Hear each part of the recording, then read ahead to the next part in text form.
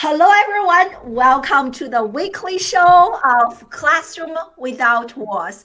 My name is I am the CEO of Classroom Without Walls and the host of this weekly live streaming show. You can also listen to us on the traditional audio-only podcast. Just search Classroom Without Walls. On this show, I interview leading social media marketers, digital marketers, entrepreneurs, business leaders to come here and share with us their best practices so that we can future-proof our business. Today, I'm really excited to have my dear friend Amy Airom on the show to talk about live streaming, which is my all-time favorite topic. Live streaming changed my life, changed my business, and I just love talking about live streaming. So really excited to have someone who are on the in the same club on the show to share about her journey as a live streamer and how live streaming has benefited and grown Amy's business to a new level. And Amy is a live streaming expert, and she's the founder of Capitalized Social Media. And Amy and I were connected in person quite a few times at different social media conferences. I absolutely love what she does in person and online. Amazing lady. So really excited for today's interview. You are going to walk away from today's interview with a better understanding of live streaming, how to get started, what are some challenges that you have to overcome, what are the best tools that you can use to live stream and repurpose content, and even how to go live if you have never gone live before, and how to leverage live streaming as a way to generate more leads, to grow your business. So really excited. So make sure you stay for the entire interview. And as always, a big shout out to StreamYard for being a sponsor of Classroom Without Walls. Over the last 4 years, I have tried almost all the third-party tools. Yes, I want to go live on social media. And StreamYard is definitely my favorite. In the comment section, there's a link for you to check out StreamYard for free for 2 weeks. Check it out and let me know if you have any questions. And we're live on Facebook, on LinkedIn, on YouTube, on Periscope, on Twitch. Let me know in the comment section where you are joining us live from, social media wise and geographically speaking. Without any further ado, Amy, welcome to the show. Oh, thank you so much for having me. It's so nice to be here with you, and I'm just so excited to talk about both of our most favorite topics, live streaming, right? Yay, Katie. Yes, definitely. Very, very excited. So share with us. So how long have you been a live streamer, and what inspired you to embrace live streaming in the first place? Definitely. Yes. So I started personally myself live streaming in January of 2020. So it's only really been just a year personally, but leading up to that is the interesting part because even though I didn't always live stream myself, I was behind the scenes actually encouraging my clients to live stream and I was helping them create strategies and helping them develop, the plan and the schedule and the goal and all those things that are really essential for a live show. But I wasn't doing it myself. I was just helping them do it. And when I found out how incredible the results that they were getting were, and I was, they were getting connected. One of my clients, she had been a life coach for 25 years, through her Facebook Live show, consistently going live every week for about 2 months. She connected with someone in Atlanta, Georgia that flew all the way to San Diego to work with her highest paying client ever. And I was like, okay, well, if she's getting those kind of results, I need to hop on the bandwagon too and do it myself. I'm like, wait a second here. So that's when I started my show, Coaches Go Social, and really implemented the same strategies that had been successful for my clients. Wow, that is so amazing. What a great story. I think I saw the story on your website. I love stories like that. Even just like my own journey, I wish I started earlier because really like this point, almost like 2/3 of my clients come from live streaming. So I'm really excited. And so here is a great comment from Katie, and she wants to do this, but doesn't know how to get started. I mean, what a great question, right? You are definitely in the right place, and we're definitely going to talk about how to get started. So share with us, Amy. So how has, even though you have only been live streaming for a year, but you have been encouraging your clients to do this. So how has finally come out to become a live streamer? How has doing like live streaming shows benefited your business? Yeah, definitely. There's a couple of different ways. And I like to say that, it benefits me, but I'm also creating and value for my audience, right? Just like you're doing right now is I like to see like what value can I create to help other people? And there's so many different facets and so many different aspects of that.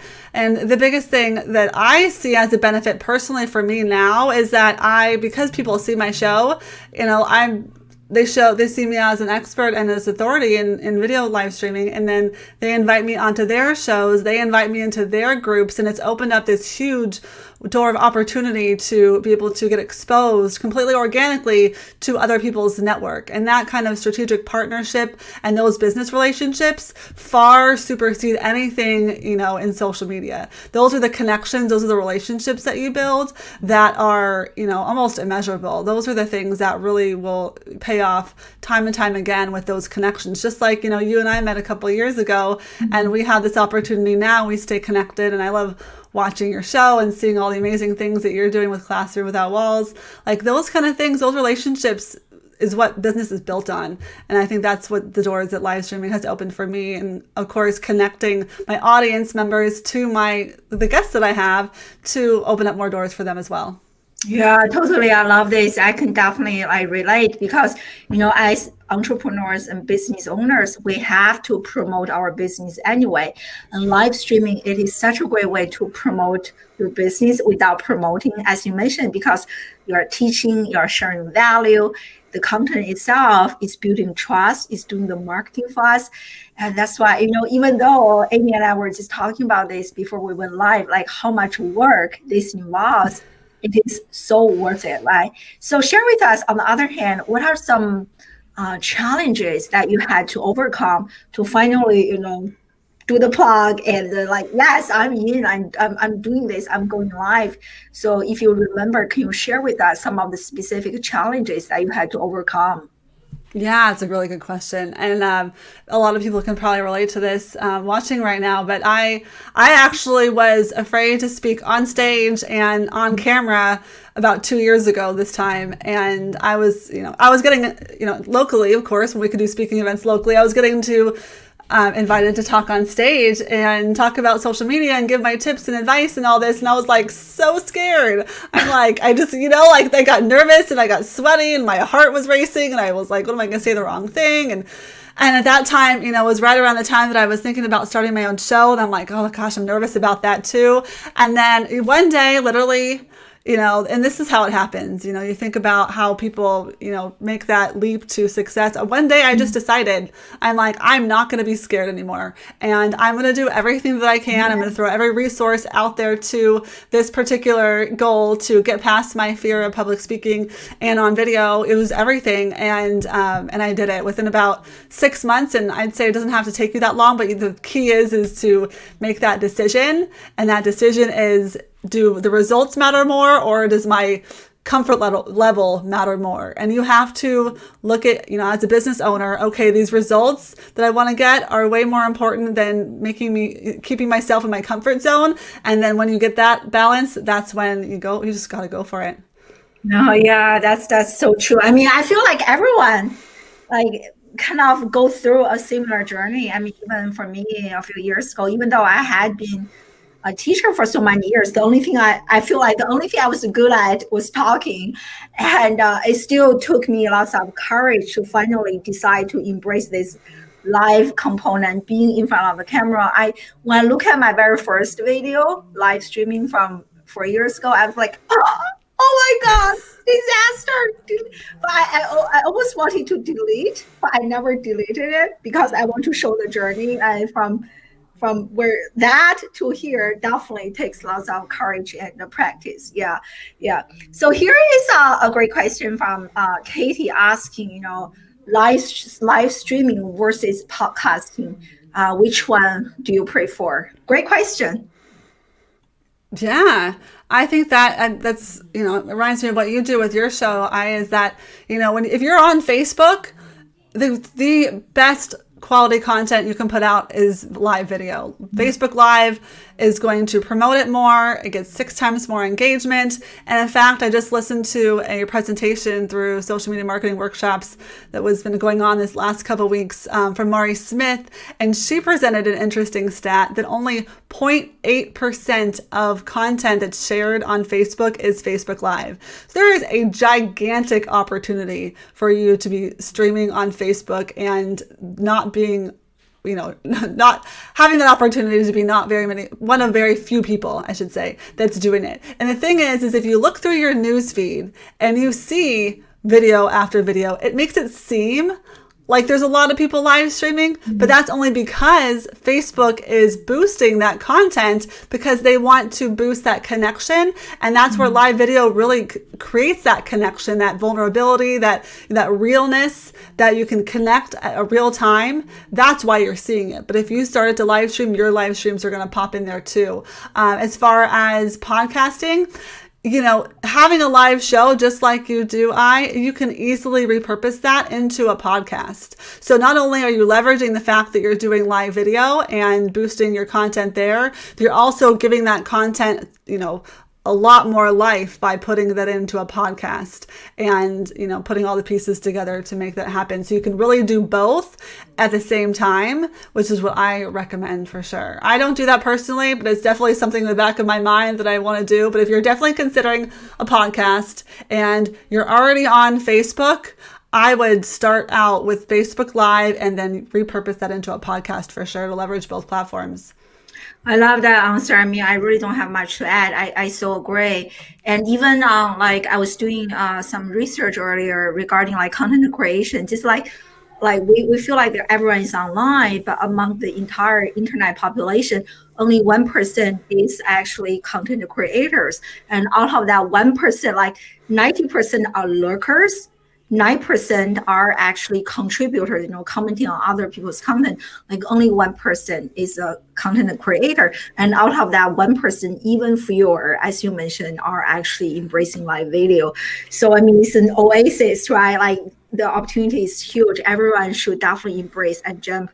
I also love what you mentioned, Amy, doing both. For me, after the live video, I actually got the audio, and my amazing assistant helps upload the audio into the podcast platform. And then you can even actually, one of my questions about repurposing content. And you, if you want, you can also write a blog article, so many other ways.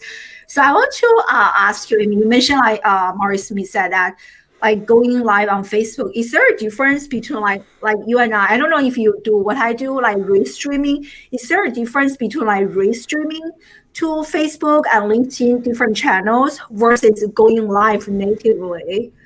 On Facebook, is there do you get more engagement if you are only manually going live using the app, Facebook, for example? Is there any difference? Do you happen to know? I haven't done any specific, metrics as far as analyzing the difference between, I use StreamYard. We talked about that. I like StreamYard because it creates that engagement that you can bring the comments on the screen and have those conversations with those people, different than you can with just live video by itself with that native platform in Facebook. I would imagine that obviously with more engagement, using these platforms to create more and foster more engagement would definitely help. So using these platforms and however you create that conversation is really what's going to create the engagement. I don't think necessarily the tool is as important as the show, the strategy, and the conversations that you have. Yeah, awesome. And so here's kind of a follow-up question. We also have another great question from Richard. I'm going to ask in a second. Thank you for joining us live. So live stream on a personal profile or in a small group? Yeah. So yeah, good question, Katie. I think, and feel free to go ahead and answer these too. But I think that if you're live streaming on behalf of your business, I guess Katie, depends on what strategy that you're using. Specifically, we're talking about live streaming for your business. recommend live streaming from your business page, because that is the public platform that you're going to have, everybody see your content for as much as possible anyways, versus your personal page. But using like tools like StreamYard, you can then stream to both places at the same time, or multiple places. You're streaming to like 6 different locations at the same time, right? Yeah. So, but page or personal profile versus group is typically a more private conversation. So you're not going to get the reach like you would to new people potentially through the business page or the personal profile. So definitely keep as much as you can through your strategy, of course, by reaching people organically through your public platforms. Yeah, definitely. I love that answer. And the same, I think for groups, and if you are like have a membership site, or like for private members, you can definitely choose only go live within the group, and everyone feel like, oh, I'm so special. I'm the only one who is receiving this content. But like typically, I just go live on all the places. Yesterday was my very first time being a guest on someone's Amazon Live. I was like, wow, what a blast. So I actually just applied to go live on Amazon. So I can't wait to add Amazon to my live streaming list. I go live on my personal page. And I also actually applied to go live on my LinkedIn business page, but I never got approved. So I could only go live on my personal profile. But like Amazon is another platform that I'm super excited about, and to give it a try. Yeah. That is cool. Like going to be huge. Yeah. So here's another really great comment and question from Richard. So he's saying that one huge problem with going live or advertising on Facebook seems to be that the audience is so immature, and everybody just seems to want to bash you no matter what. How do you get around or over that? This doesn't seem to happen anywhere else near as much on YouTube or LinkedIn. Interesting question. That is interesting. I don't know if I've seen that happen personally, as far as that is concerned, but that's really unfortunate that is happening. Getting around that, there's always, different tactics to, block and hide comments. But if it's happening a lot and you're doing it on a large scale, you definitely have to have somebody in charge of making sure that you keep that under control, because that's, of course, that's, part of what's reflecting your business, and you don't want that to inhibit the people that are there trying to take in the content, and they're genuinely engaging. You want to keep that conversation going. So I think it's a matter of the fact that if that's happening, that there isn't a whole lot that you can do instead as you can to stay on top of it and make sure that you have someone looking out for that to protect the integrity of your content. Yeah, I would also like to follow up on this. I would love to know what type of content you are talking about, Richard, because I personally, like either people never discovered me or something. That never happened to me. And I'm curious if the content we're talking about makes a difference. And also I love what Amy mentioned earlier, right? Like, I think like it doesn't matter like video or content, if we are like offering value, like teaching something, I think people generally receive that better than if you are here selling something. So I don't know. Yeah, but that's a very interesting observation. I haven't really experienced this myself. Very interesting. Yeah. So any inkling on live audio on Facebook, like Clubhouse and Twitter Space? Like is Facebook going to have live audio? Yeah.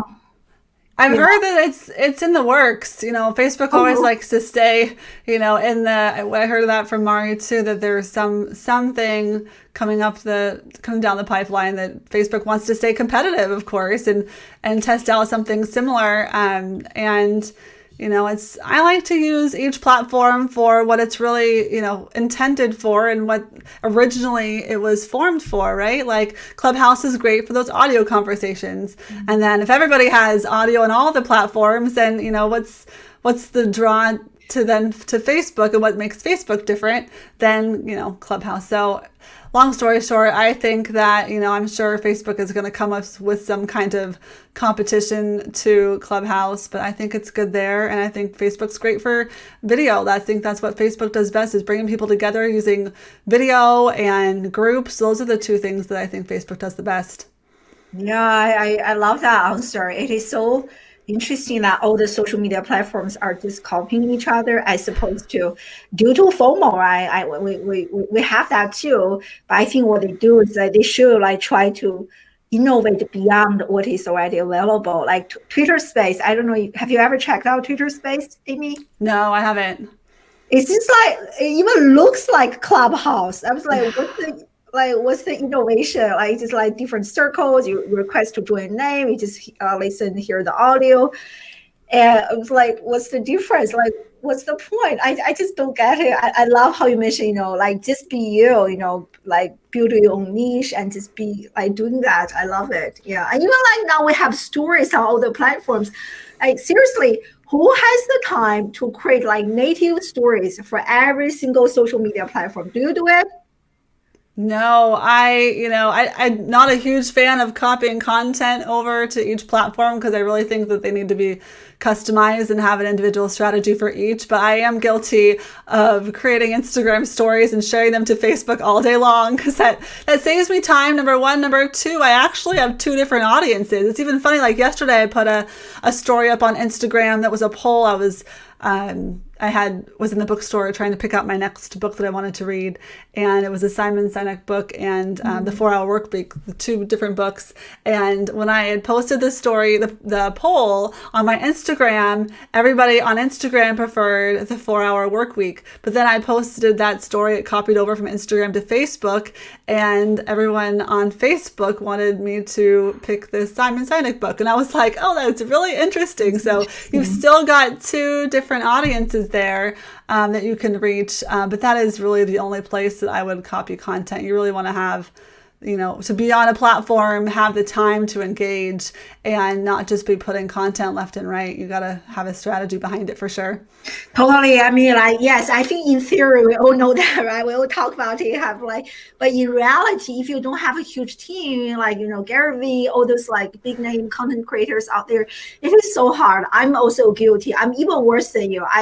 I create Instagram stories. I upload the same story to Facebook, to Twitter Space, to Twitter, to LinkedIn. Exactly the same. I just feel like I wish, but I agree. Yeah. So going back to live streaming and referring to Katie's question earlier, and so you and I have both been doing this for some time. But for someone who's new to this, like how do they even get started? Let's get to the basic.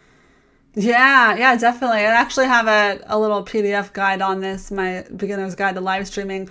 But what I really found is that, hey Sean, what I found is that there is this barrier for a lot of people to get very overwhelmed with the tech.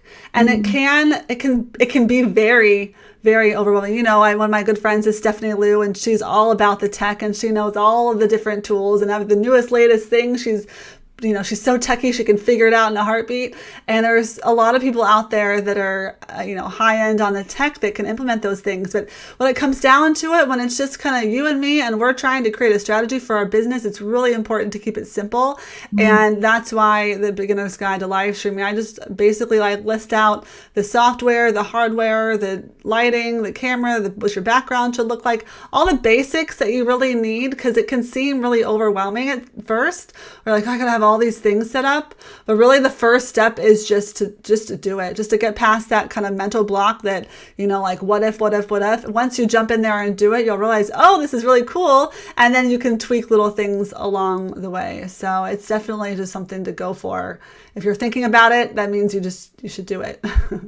I love it. I'm definitely the same. I'm like, technology, I think in terms of my overall strategy is like 20%, and tech 20%, 80%. I spend more of my energy like finding people to come to my show and preparing, doing research and finding good questions, like good interview questions to ask. Yeah. So what equipment do you use?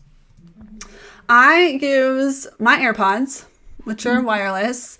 And you really have to kind of test to see what's the best setup for you, because I think the wireless ones for me work the best. But when you do that, sometimes because the microphone is there, you don't have the greatest actual microphone quality. So then you can get a microphone if you want to. Again, these are optional kind of things. You can go real simple with wired headphones and no microphone if you really wanted to. But that's kind of what I've upgraded to over time, is a Yeti microphone. And there's also ones that are less expensive that you don't have to go. Yeah, there you go. So there's ones that work. Which one do you use? The same. Oh, it is the same. Okay. Yeah. I mean, it's an investment. If you're doing, especially if you're doing audio podcasts, you want to make sure that audio is good to be able to repurpose. So that's really important too. And then up till, like 2 weeks ago, I had this LED light that I got from Best Buy a couple years ago that just stood on a tripod on my desk. That was perfect for what I used it for. It was like $100, like I said, at Best Buy. And that's all I used. And I use the natural lighting. So that's the thing when you got to figure out, have a specific place that you're going to plan on live streaming. That way you can set it up the way that you want to, and then work with the lighting and things that are in place already to enhance the experience. So I don't need light all over the place. I just need all, different areas depending on the time of day and things like that. But I did just upgrade recently to a Wi-Fi enabled Elgato key light. That was kind of my little present to myself, but it's not necessary. I love it. I love it. Yeah, it shows how simple this is, right? So for me, really simple. Like, this is my microphone, Yeti microphone. I really love it. I used to have a more expensive one, but my children, and I have a cat, all of them are very active. They just destroyed it. I was like, what's the point? So this is really like affordable. I think it's like $100 or something, like between $100 and $200. And I have a Logitech camera, which I love, makes me look younger and prettier. I love it. And this is my ring light, and which I have been using. Oh my God, I don't. Oh, what did I do? Hold on. No, I accidentally pressed turn camera off. Can you still hear me, Amy? I can still hear you, but I can't see you. Yeah, hold on. Let me select. Yeah, so that's the ring light I use. It works like a miracle, and that's like those three things are what I use on a daily basis. That have been with me for quite a few years, and it's just like so simple. But I see others, like you mentioned Stephanie, and who are really into the tech. They have like so much more than us. But like, to me, I'm now selling. I think it also goes back to what is your business about, right? Like, my business is not selling like equipment, or like, it's really more on the education side. So it works perfectly for me. Yeah. Exactly. Yeah. The tech, less is more for sure. And the less tech that you have, the less you have to worry about it going bad or going wrong. Exactly. I agree. Yeah, definitely. Less is more in this case. Yeah. Yes. Yeah. And so here, Richard said, audio is critical. Without it, you just have yes, exactly. Get the audio right, and you then have a podcast too. Yeah, definitely. Yeah, exactly. Yeah, I think I invest in my audio first, and the camera I invested later, and the ring light also later. But for a long time, I did what you did. I just live stream in front of my big window. Like the lighting is like so perfect. Yeah. And it totally works. Yeah. So besides the equipment side, and for people to get started, what else do they need to kind of understand, have in place before they decide, okay, I'm going to start a live streaming show? Yeah, definitely. I'm never one that's going to tell you, go ahead and just go live. Go ahead and just press that button. Okay. All right, go ahead and do it. And then you're like, what do I say? What do I do? Like, don't do that. Have a strategy. You definitely want to make sure that you have a consistent plan in place. Again, so you can plan ahead and have that time to promote your show as well, and having it on a regular basis. Have it just like, one of my favorite shows is Dancing with the Stars. I know it's on at 8:00 on Mondays every, not right now, but it will be soon. And I love that show. And I know that it's on at 8:00 every Monday. And so I'm going to show up. I don't need a reminder. I don't need anything, to tell me that that's when the show is on. So when you do that for your audience, when you create a consistent schedule of the time and day that you're going to go live, so it keeps it really, really simple. I think that's the basic is the consistency, creating that schedule. That'll help make everything fall into place. Then, of course, you need your strategy. So why are you going live? What is your plan? What is your goal? How do you get people to show up? What do you do afterwards? There's like a plan in place. In fact, I just took my first group course, or my first group of students through my course, Capitalize with Live, and they went through all the way through the process. And it's fun because it's just step by step, and you get it all done from like the tech to the strategy to the promotion. And it's fun to be in a little group like that. So yeah, there's steps to the process, but like I said, you got to just go for it. I mean, I love it. I think the biggest mistake is like sometimes, like with social media, when wow, everyone's going live, I just like dive in. I'm starting my live streaming show without understanding the strategy part. I mean, it's definitely fun. You can do this, but if you are running a business, you just can't do that. The very first year or maybe 2 years of my live streaming journey, I was just doing that. Hey, this is so fun. Let's do this.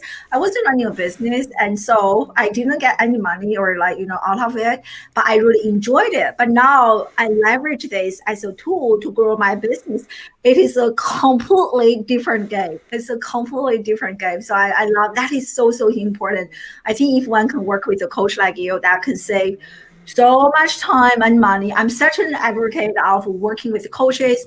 Could really save you like so much time, so much money, long-term speaking, and you just don't have to make the mistakes that we all made to get to where we are today. So I love it. Yeah. And you mentioned briefly, Amy, like talking about repurposing content. I think that is like a common mistake that many people make. They feel like, a show, after the show is over, everything's over. So how do you repurpose live content, live video content? Yeah, I'm actually speaking at the Social Media Pro event on the 18th that we're talking specifically about this topic. I'm going to lay out my whole plan of what I do for my show. But the key is that, yes, you're live streaming to engage your audience. And that's how, you work the algorithm, the famous Facebook puzzle that no one knows how it works, in your favor, because they love live streaming, they love engagement. So you start there, and then you keep that content going, because number one, half the people are going to watch on the live show, but there's another half that's going to watch it on the replay. So don't forget about that audience. But then you take that piece of content, you take that video, and this is what I do is I embed it into a blog post into my website. I take clips of it, and I take video clips. I take graphics of, great quotes from the show, and I just add that into my strategy, and it just keeps going and going, because in that case, I'm building my authority, but I'm also sharing in that value and that input from my audience or from my guests that is going to help my audience. So you definitely want to have that plan in advance to use that to cover all of your bases of your social media. If you want to put all of it all over LinkedIn and Facebook and Instagram and repurpose it like crazy, go for it. That is definitely one way to leverage that content that you've spent so much time, building that strategy of, and then make it work for you. So you're not creating, that hamster wheel of content round and round and round, trying to create from scratch all the time. Yeah, I love that. Yeah, there are like so many ways, for me, like I work on blog articles, like video clips, and you can even make quote images, like endless. So my favorite, I love how you mentioned, Amy, like earlier, how important it is to really align our live video content with our business goals, like why you are even launching a show, right? For fun or actually for growing a business. So now, like all of my shows have become my digital assets, especially for my Friday show, which focuses on education. Oh, my clients, my paying clients, they have been enjoying, they never join me live, but they have been enjoying the replay. Sometimes I get a clip and they're like, wow, that is so powerful. And now I'm becoming more intentional. I don't know if you do this. Like if I know this one person could really benefit my clients, I will intentionally be inviting this person to my show. And my clients is like, oh, thank you, finally. So for me, I talk a lot about education, and I have a stack of education, parenting related books. I'm intentionally interviewing all the authors for those books. So I would say, hey, parents, this is the book. Here's my interview. And it's such a great way to build my authority to like, you are talking to all those authors. I really, really love it. Yeah. So I love this. Yeah. Great. That's a really good idea. Yeah. So what are some like specific tools that you use for repurposing? Like, do you use any like tools? You can share with us.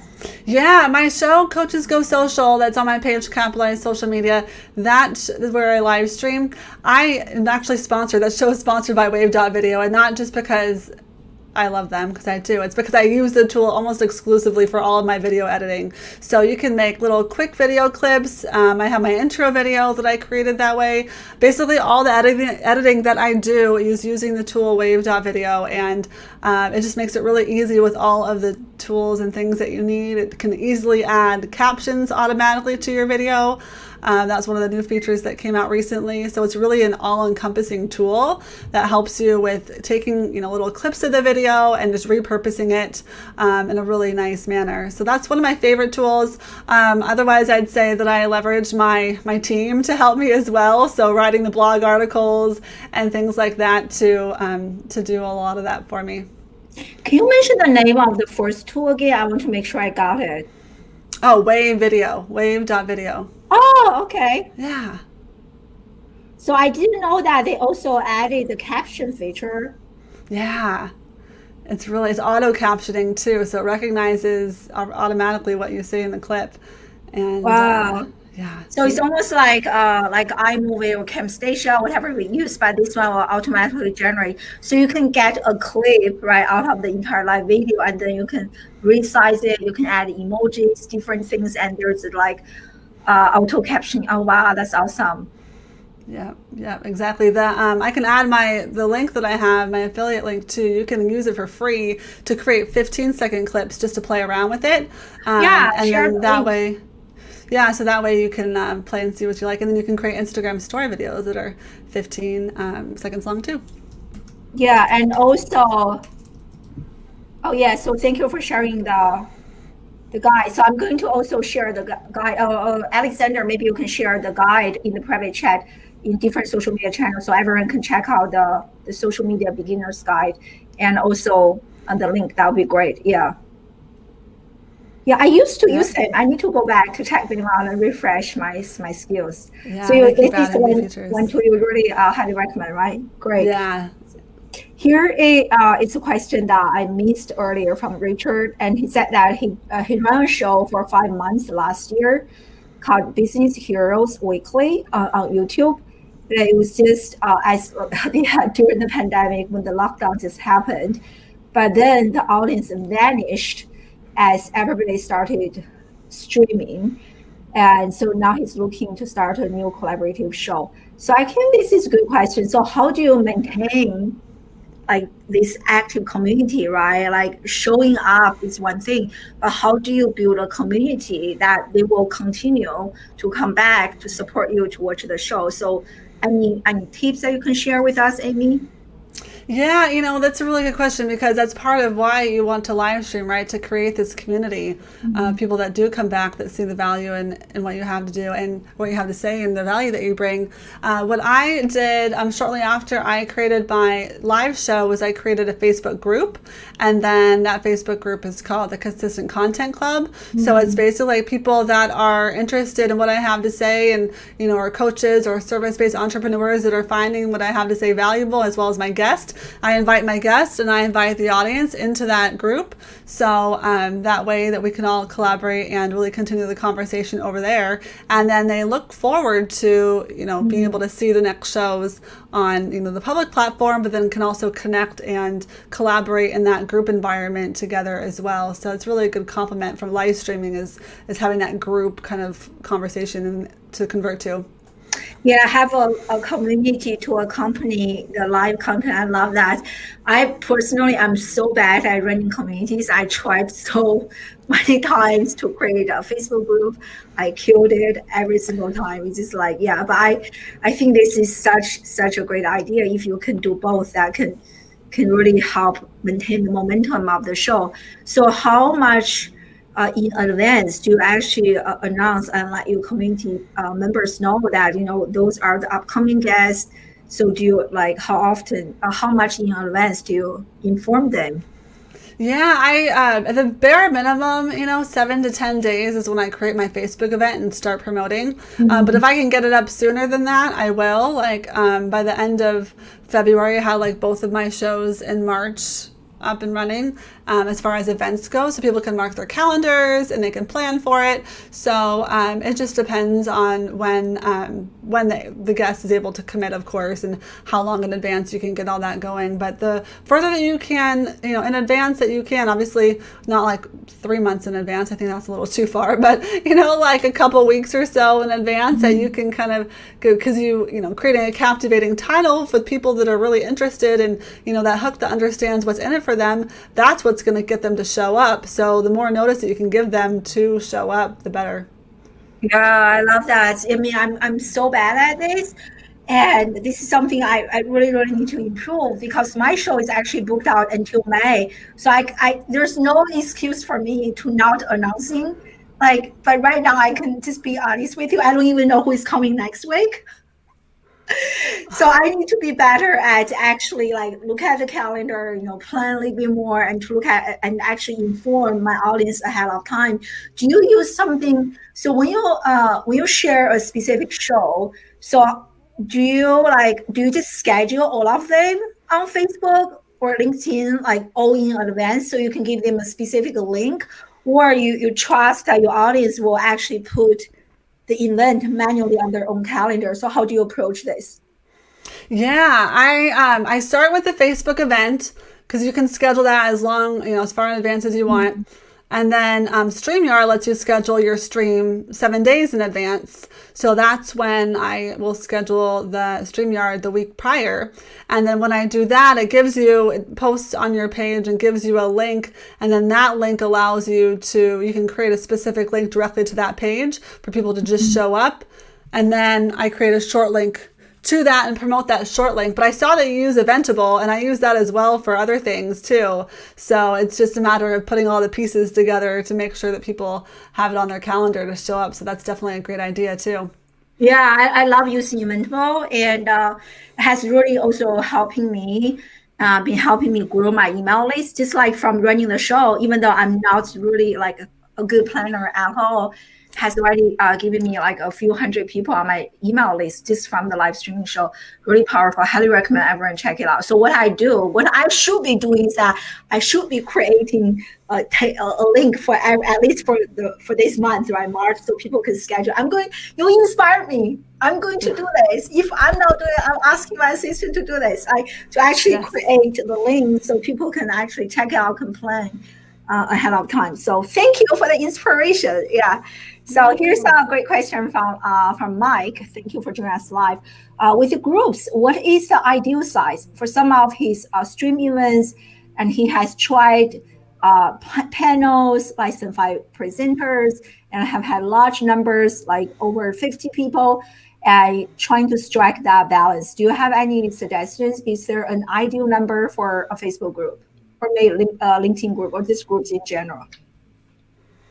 Yeah, I'm not sure exactly with groups. Like I was mentioning how I use Facebook groups to create my community. So when I have a guest on my show and then I have people that show up that watch, I will typically invite them into my Facebook group so I can continue that conversation, support them with their social media strategy, and, just talk about the show and things like that in the group. So that's just one way to leverage your live stream to, because you're going to be on your live stream, for example, you're going to have the show, everyone's going to show up, have a conversation, and then what's your call to action? Like that's really the point, right? What are you trying to get them to do? Do you, like with my guests, I have them share tips and tricks and things that based on their expertise, and then I have them, make an offer, like some service or something that they do that will also, will help them. And, if they're interested in this is how you can take it further with this person. And that's like one call to action too. But to be able to continue that community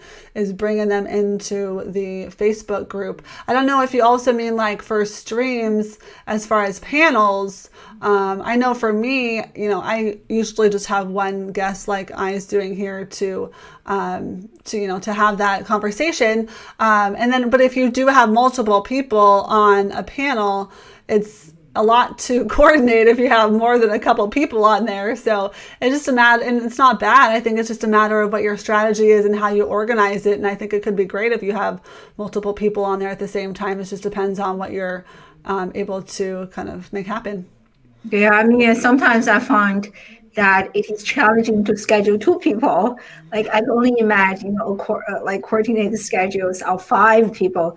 That can be a lot. And also sometimes I feel like when you have lots of people on the show who really love talking, you can just be stepping on each other's toes and just like lots of interruptions.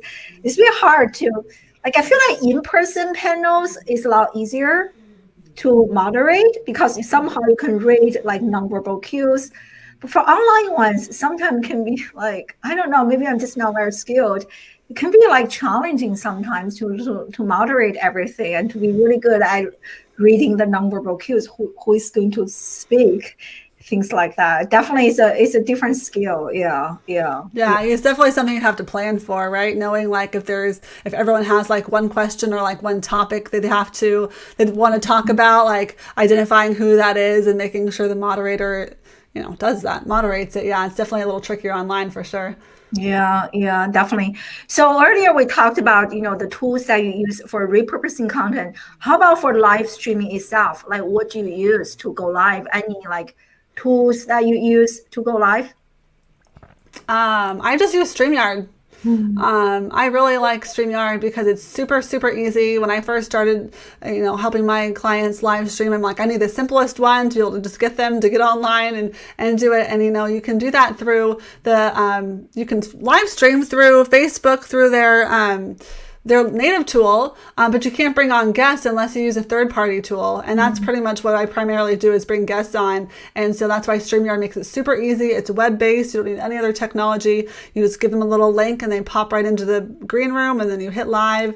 It's really simple. And then you have a high-def recording afterwards that not only are you streaming to multiple places, you're also getting that the great high-quality repurposable video content afterwards that StreamYard then stores for you, and then you can download it afterwards. So it's a really nice feature as well. Yeah, I mean, you're just speaking my language. Yeah, I love StreamYard so much. It is just like so easy to use. I want to ask you, like, you also have LinkedIn Live, but you are mainly talking about Facebook Live. So do you recommend personally, do you prefer Facebook Live over LinkedIn Live? What's your recommendation? Yeah, so I do stream my show on LinkedIn Live as well, but as everyone may or may not know, that not everyone can have access to LinkedIn Live like you can have access to Facebook Live. You have to apply for it and you have to be approved for it. So, but the easiest way to get approved for LinkedIn, so that's why I talk about Facebook Live primarily first, because everyone can do Facebook Live. Not everybody can do LinkedIn Live. However, once you start streaming on Facebook Live, this is what I noticed, is that once you have consistently shown that you're providing valuable content and your show is of good quality, and that you can use that as an example to show them when you apply for LinkedIn Live, that's going to give you the upper hand to get approved for LinkedIn Live. So one lends itself to the other one. Facebook lends itself to LinkedIn. Then once you're, like I said, once you're regularly streaming on Facebook and you get access to LinkedIn Live, you can use StreamYard that we love so much, and you can then stream it to all of the places at the same time. Yes, I love it so much. But that's such a great tip. I mean, that's really how I help some of my clients, even though they are not very active on LinkedIn. So start with like Facebook Live, and you can use that live streaming content to help you be approved by LinkedIn to have access to LinkedIn Live. So yeah, that's such a great tip of advice. Yeah. And I love, hey, Elizabeth, thank you for joining us. And audiogram is great for repurposing audio. Yeah, I haven't done much for repurposing audio content. Have you? I'm only repurposing my video content. For my audio content, I don't even do much editing. I just like upload to Anchor and distribute to different channels. How about you, Amy? Do you do much repurposing your audio content? I don't, because, the places that I am streaming are, like Facebook and LinkedIn and, Instagram, and video content does the best on those platforms. But audiograms are nice for, because we have the Facebook Live, we can repurpose into live video. But if you are doing a podcast, and not doing a live video, which if you're just joining us now, Elizabeth, you want to replay after this. At the beginning, we talked about live Facebook Live repurposing into podcasts. But if you're starting with a podcast, then an audiogram is a really great way to be able to turn that into a video type content, which again, wave.video does a really nice job of being able to help you do those as well. Yeah.